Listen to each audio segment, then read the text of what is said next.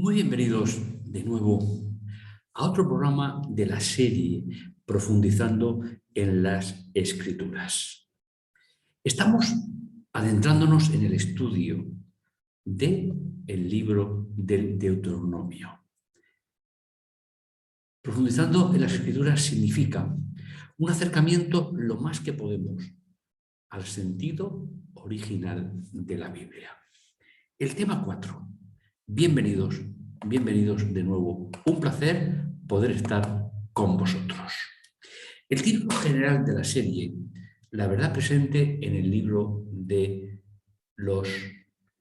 Deuteronomio, o como dice el original, de las palabras. Vamos a profundizar, a adentrarnos en este tema 4, como os comentaba, que lleva por título Amarás al Señor tu Dios. El pensamiento inspirador del tema de hoy está basado en Deuteronomio capítulo 6, versículo 5. Amarás al Señor tu Dios con todo el corazón, con toda tu alma y con todas tus fuerzas. En la religión judía, la religión hebrea al salir del Egipto, una de las oraciones más importantes se extrae precisamente de Deuteronomio capítulo 6.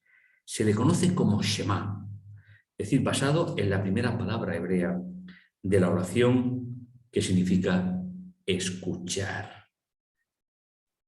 La primera línea del Shema en hebreo dice Shema Israel Adonai, Elohenu Adonai Echad, que significa oye Israel, Jehová nuestro Dios, Jehová uno.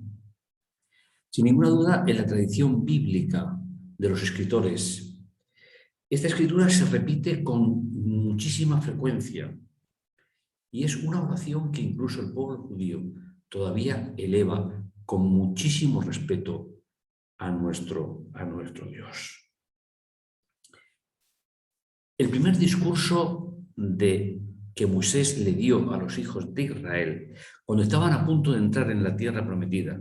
Sin embargo, lo que sigue a esa línea de apertura es una poderosa expresión de la verdad que sigue siendo tan esencial ahora como lo fue siempre para la historia de Israel.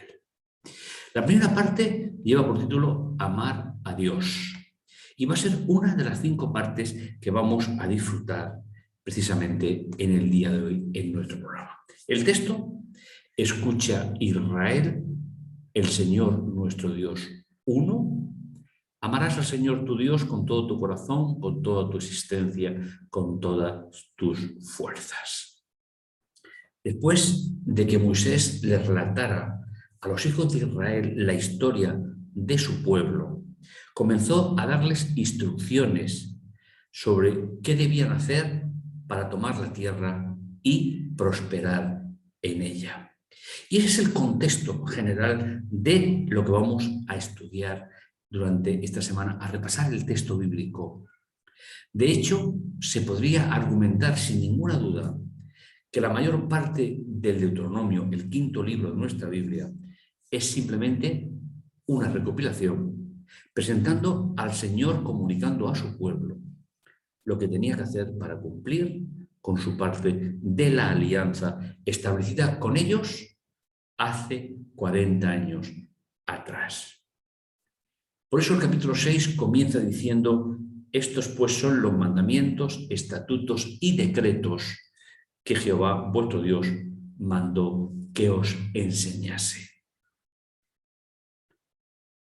para que los pongáis por obra, guardando todos los estatutos, mandamientos que yo te mando, tú, tu hijo, el hijo de tu hijo, de todos los días de tu vida, para que tus días sean prolongados. Son instrucciones que aparecen en el contexto de la entrada de Israel a Canaán. ¿Y cómo se prolongan los días de las personas en este contexto? Transmitiendo a los hijos, transmitiendo ese mensaje de parte de Dios. Amar a Dios con todo el corazón, el alma, las fuerzas, significa que nuestro amor por Él debe ser supremo sobre nuestro amor por todo y sobre todo por los demás, porque es el fundamento y la base de todo nuestro ser, nuestra existencia y la relación con los demás. El amor por Dios debe poner en la perspectiva adecuada nuestro amor hacia los demás. Y recordamos, como acabamos de leer, la palabra tú, el pronombre tú, tu Dios, tu corazón, tu poder, están en singular. En primer lugar, le habla a un pueblo, como una colectividad, esperando que eso se convierta en una decisión personal de cada uno de ellos para indicar esa unidad. Cuando hablamos de amar a Dios, ¿de qué es realmente lo que estamos hablando? Con Dios solamente se puede establecer una relación a través de la alianza. No es un sentimiento, no es algo que nace de un momento puntual, sino que respetar a Dios, darle el lugar que le corresponde en nuestra vida, tiene que ver precisamente con el amor hacia Dios. Cuando Israel tomase posesión de la tierra, debían de seguir transmitiendo a las generaciones sucesivas el amor que Dios había tenido con ellos hasta ese momento y, sobre todo, vitalizar en cada momento de la historia cuál sería la mejor relación con Dios. No es a través de un sentimiento, sino que los mandamientos nos muestran lo que está bien de lo que está mal. Y cuando hemos cometido errores, el santuario resuelve el problema del pecado. Y eso es lo que vamos a llamar en el tema de hoy, amar a Dios, respetar a Dios, dejarle que solucione los problemas de nuestra existencia. Me parece interesante este comentario para que podamos entender cuáles son. En segundo lugar, respetar a Dios. Aquí me gustaría hacer una aclaración que me parece importante para entender el tema de hoy.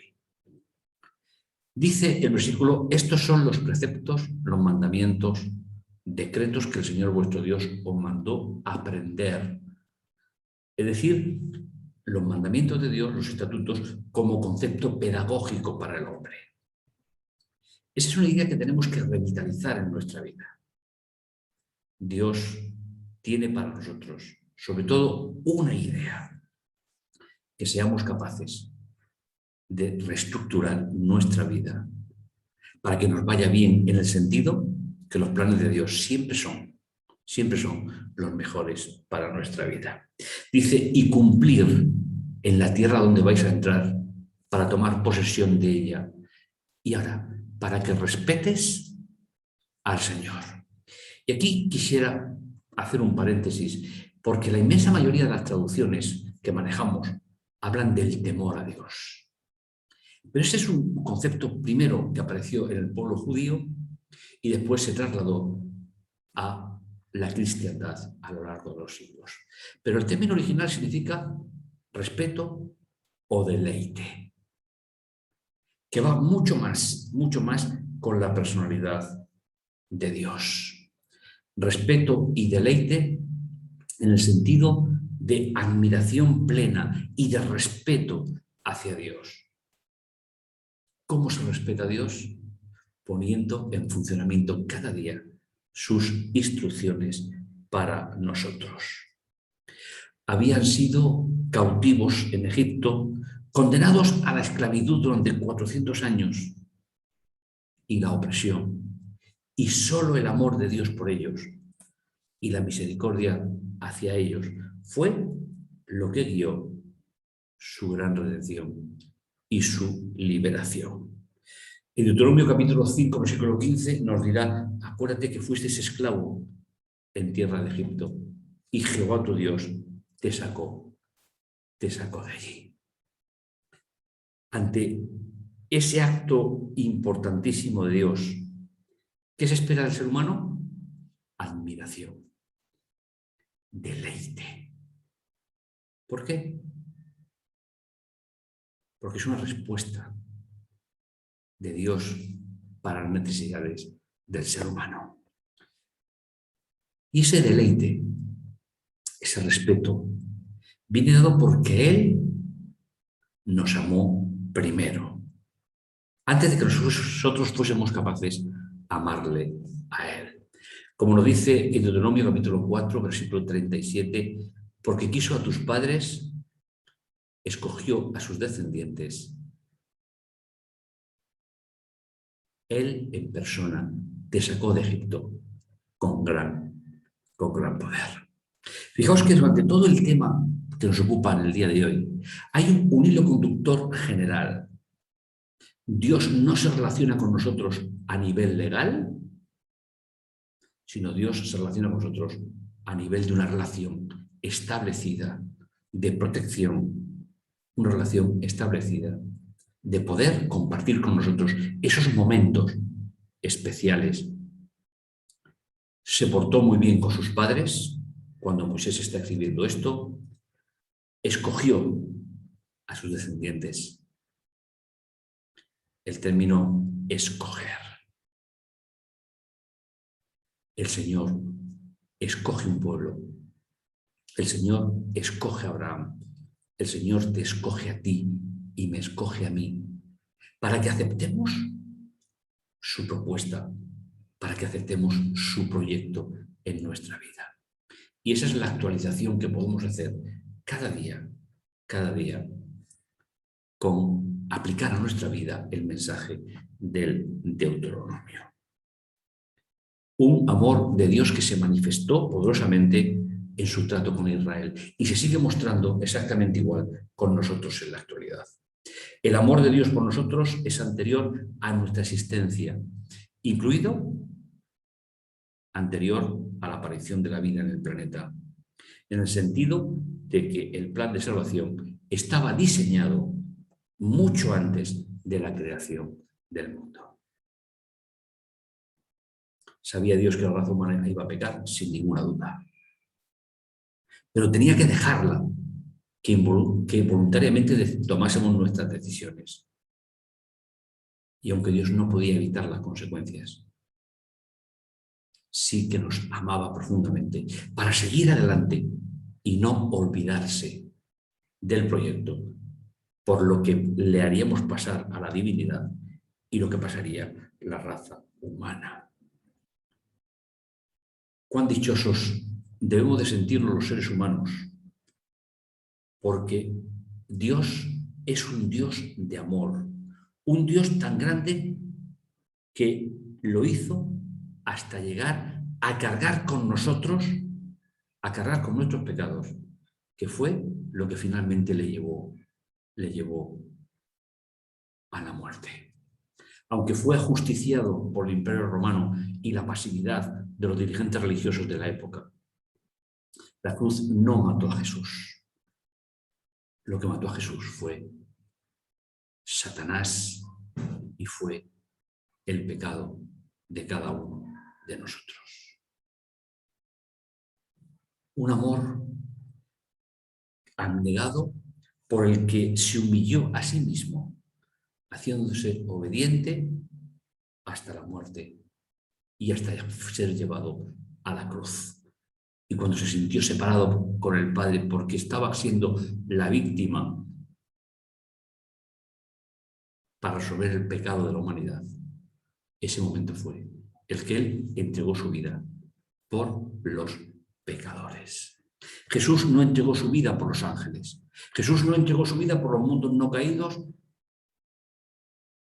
Jesús entregó su vida para traspasar el pecado del hombre al santuario celestial. Y ese es el gran acto de amor de Dios hacia nosotros. No hay otro acto supremo.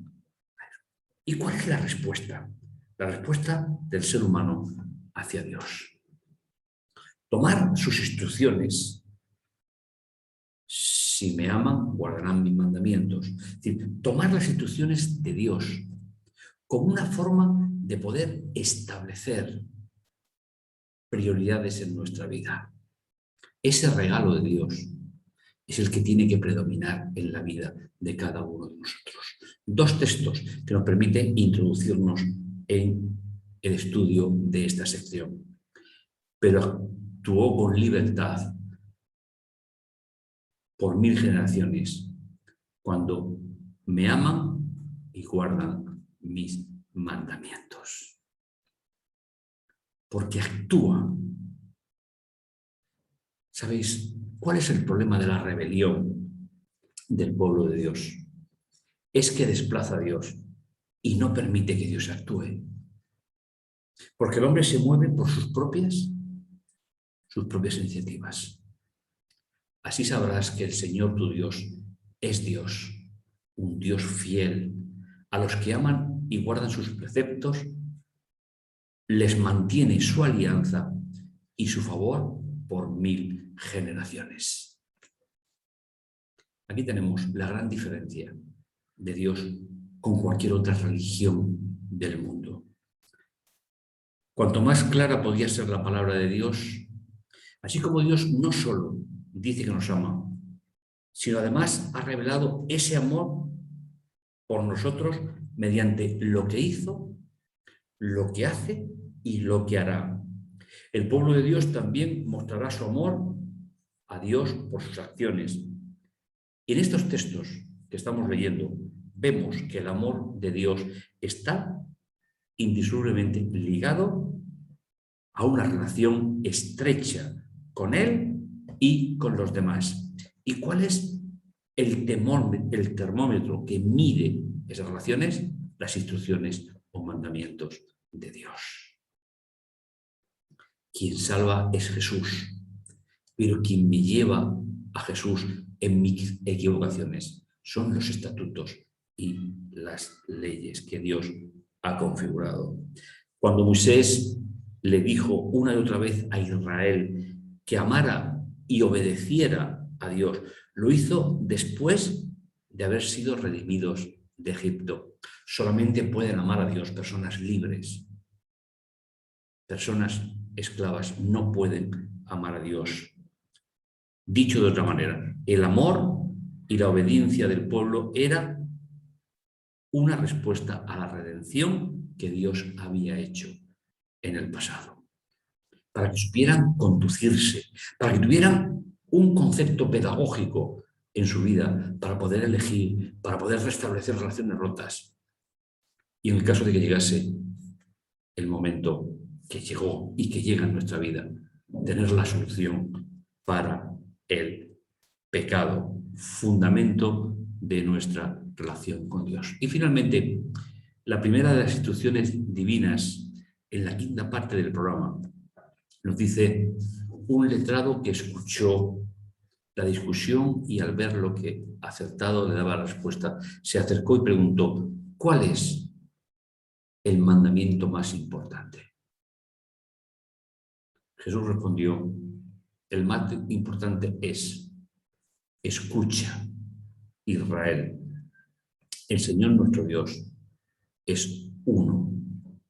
Amarás al Señor tu Dios con todo tu corazón, con toda tu vida, con toda tu mente y con todas tus fuerzas. Una relación estrecha con Dios que nos permita saber decidir en los momentos importantes de nuestra vida. ¿Qué plantea Jesús en esta respuesta? ¿Se está olvidando de la primera parte de la Biblia? No, en absoluto. Va directamente a Deuteronomio 6. Porque además era la Biblia de Jesús, comenzando con él: oye, Israel, Jehová nuestro Dios. Uno. Y luego cita también versículos que indican el amor de Dios con todo el corazón, las fuerzas, la vida.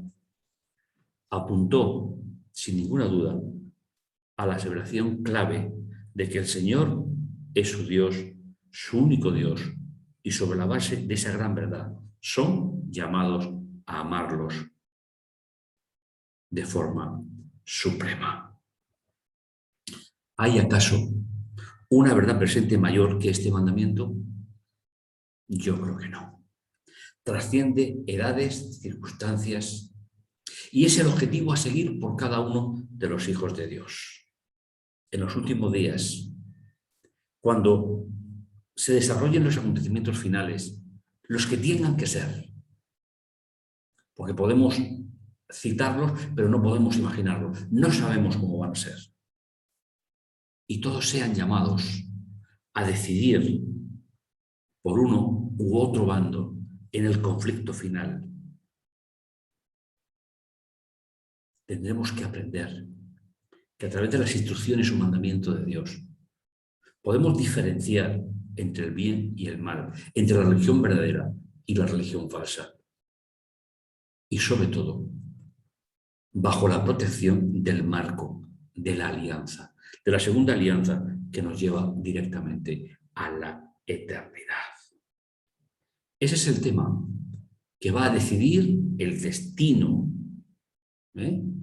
que Dios ha preparado para nosotros. Y será una forma de experimentar su bondad, su amor y su gracia de forma definitiva. Y si es necesario, es algo que, por lo que valdrá la pena que nuestra vida la pongamos en sus manos y que Él decida el destino de cada uno de nosotros. Eso es amar a Dios. Eso es saber decidir entre el bien y el mal. Y esa es la oferta que Dios te hace a ti en este día. Oramos. Bendito bondadoso Dios que estás en los cielos. Gracias, Señor, por tu amor, por tu misericordia. Gracias, Señor, porque nos da la oportunidad de decidir por ti y para ti. Todo ello, Señor, te lo agradecemos en el dulce nombre de Jesús. Amén. Pues seguiremos caminando, seguiremos desarrollando los temas de esta serie. Y no olvides la verdad presente en el libro del Deuteronomio. Nos encontramos en el siguiente programa. No te lo pierdas.